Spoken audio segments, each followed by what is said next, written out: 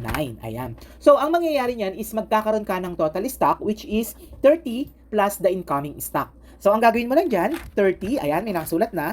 Lagyan mo lang siya ng equal sign.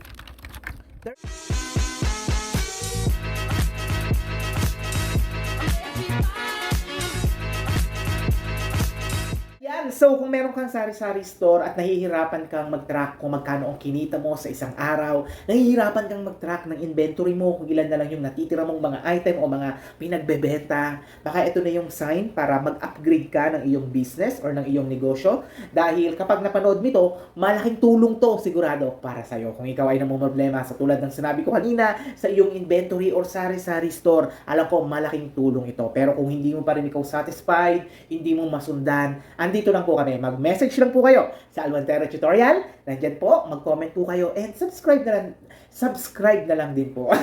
Ayan, so i-message nyo lang po kami. www.facebook.com/Almontero Tutorial. Ayan, sana magustuhan nyo. Thank you for watching. And hello. Ayan, so yung topic natin ngayon is all about the daily and sales inventory of your sari-sari store. Ayan, so dito naglagay na ako ng mga column name na ilalagay natin. So the product name, the unit price, item number, selling amount, purchase amount, total income per item, incoming stock, remarks date, initial stock. Then sa outgoing, papasok niyan yung sales, damage, missing item, total, ending stock, and total income for the day. So, ang kagandahan dito kasi is mamomonitor mo kung ilan na lang yung natitira mong item at the same time, mamomonitor mo kung magkano yung kinita mo. Ang pangit lang dito is, syempre, kailangan mo magsimula sa simula. Kaya kung bago ka pa lang magne-negosyo at yung negosyo mo ay sari-sari store, pwedeng-pwede mo itong gayahin. So, gagawin natin siya ngayon ng tutorial. Okay, aalisin natin yung ating mga details na nilagay dito. Ito yung sinample ko kanina. Ayan. Then, gayahin nyo lamang ito. So, pwede nyo i-post, then tsaka nyo gayahin. Item number, then product, unit price, selling amount, purchase amount, ayan, gagayahin nyo lang yan. Okay, pagka-post nyo, wait lang natin na matapos kayo, then gayahin nyo na rin yung itsura nyan.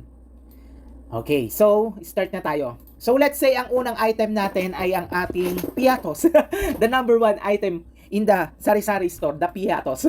Okay, so, lagay natin halimbawa yung item number, nag-start tayo sa P, let's say product, then 001. So, dito natin siya ilagay, P001, ayan. Then, yung product name natin is the piatos. So, bakit tayo naglalagay ng item number? Dito natin malalaman kung ilang item na ba yung ating itinitinda. Okay? So, sa ating piatos, yung unit price natin is like, binebenta mo siya per piece. Okay? So, lagay natin per piece or pieces. Ayan. Selling amount. Halimbawa, ang bili mo dito ay 13 pesos. Lagay natin sa purchase amount. Then, lagay natin sa selling amount ay 17 pesos. Ayan, may tubo tayong 4. So, yung total income natin per item, ima-minus lang natin si purchase amount versus the selling amount. Okay? Equal sign, lagi tayong maggagawa ng equal sign pag tayo maggagawa ng ating formula sa ating Excel. Then, selling amount, which is nasa tapat siya ng D, ito. Then, hanapin nyo lang dito sa tapat ng 5. Ayan. So, D5, yon ay 17. So, lagay natin equal sign D5. Minus natin si E, 5, okay? Ayan, so mag-iilaw naman siya o mag-highlight naman siya. So, ang mangyayari, itong 17, D5, tsaka si E5 ay magma-minus. Ayan, so ibig sabihin nito sa isang item, ang kikitain natin sa piatos ay 4 pesos. So, sa incoming stock, maglalagay lang tayo dito kapag naubusan tayo ng stock or kapag namili ulit tayo. So, ibig sabihin, kapag meron ka ng mga initial item, mga initial stock, hindi ka na mahihirapan. Kayang-kaya mo na. Ayan, willing din kami mag-tutorial kapag hindi nyo maintindihan, pwede naman po. And at the same time, pag hindi nyo magaya, pwede pong kunin na rin ang templates na ito sa amin. Free na po siya, pero pagdating sa tutorial, kukuha tayo ng time, meron po siyang babayaran para sa aming time at laway. Ayan, so sa ating initial stocks, let's say, ang unang binili mo ay 30 pieces muna. Ayan, hindi na tayo naglagay dito ng unit kasi meron na naman dito. So, it was automatically pieces siya.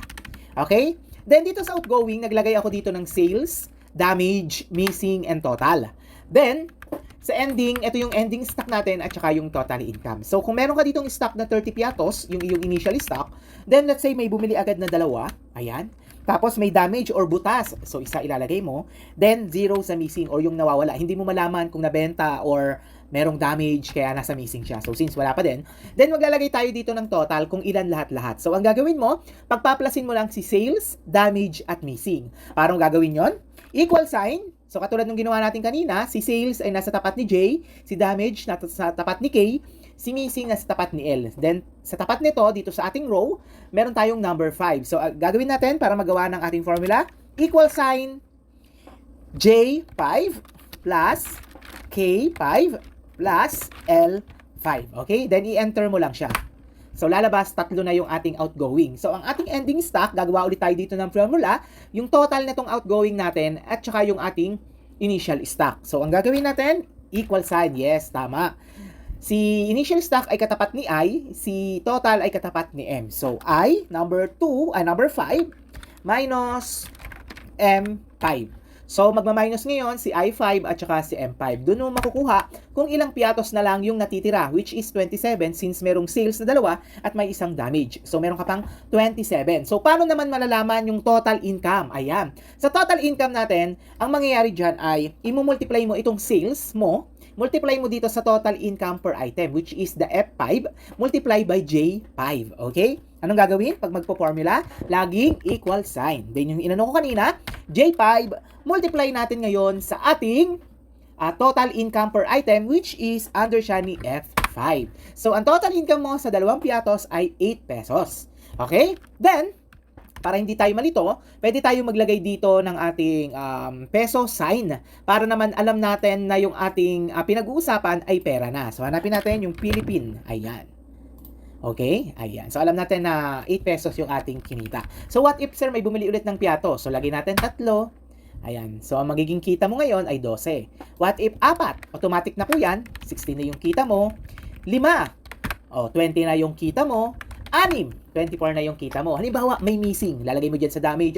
May missing. Lalagay mo dito 2. Ayan. So, ang stock mo na lang, 21. Ang kinita mo na ay 24. Ayan. Ganun po talaga yan. Okay?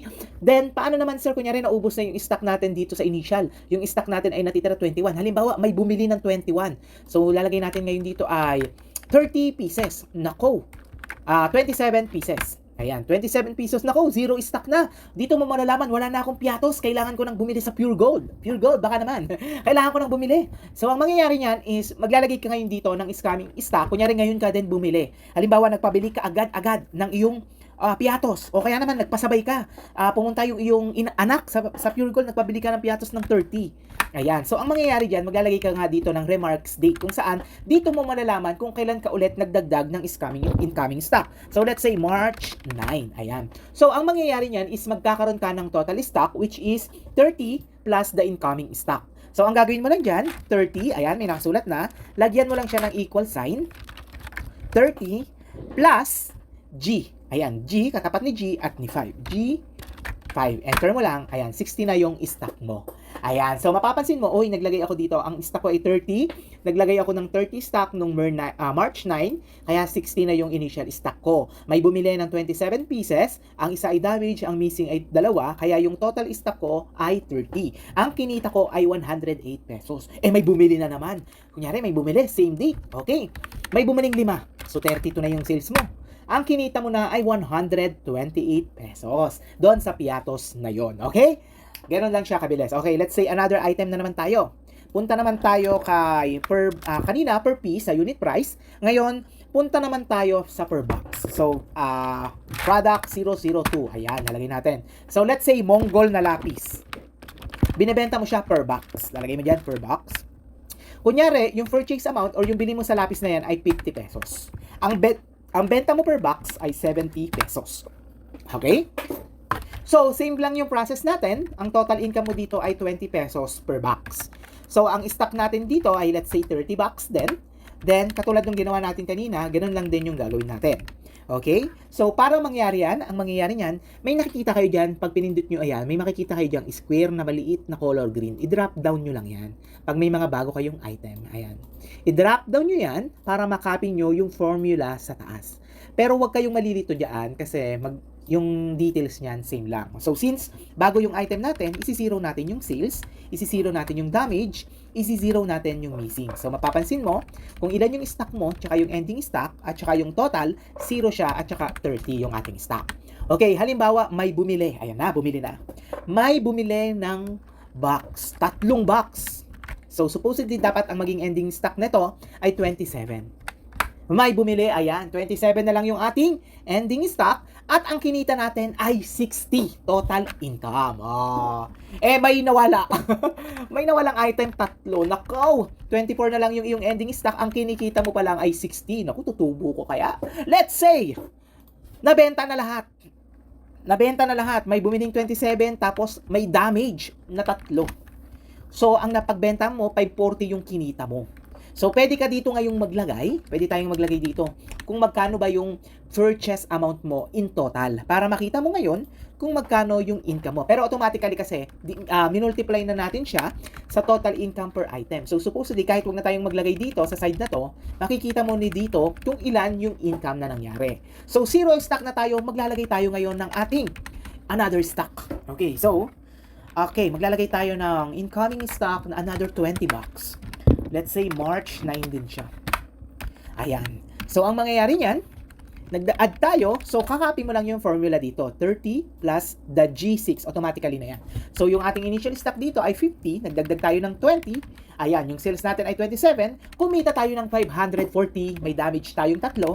At may missing tayo na wala. So, yung total natin dito, 30 na agad yung nawawalang, yung ating outgoing item. And yung ending stock natin is 20. So, ang kinita natin is 540.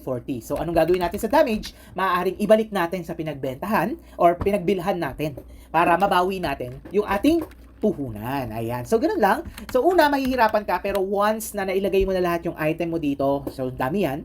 Pag nailagay mo na lahat ng item mo dito, kada may bibili, update ka na lang.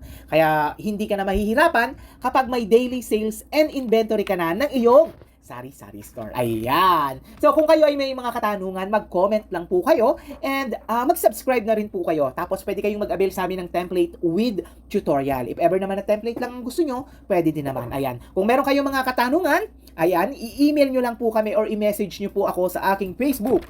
Aldrin Montero sa ating Facebook na may blue badge and sa ating namang email. Okay, Aldrin Montero sa ating Facebook. Ayan, may blue badge po dapat yan. Tapos, ang ating email ay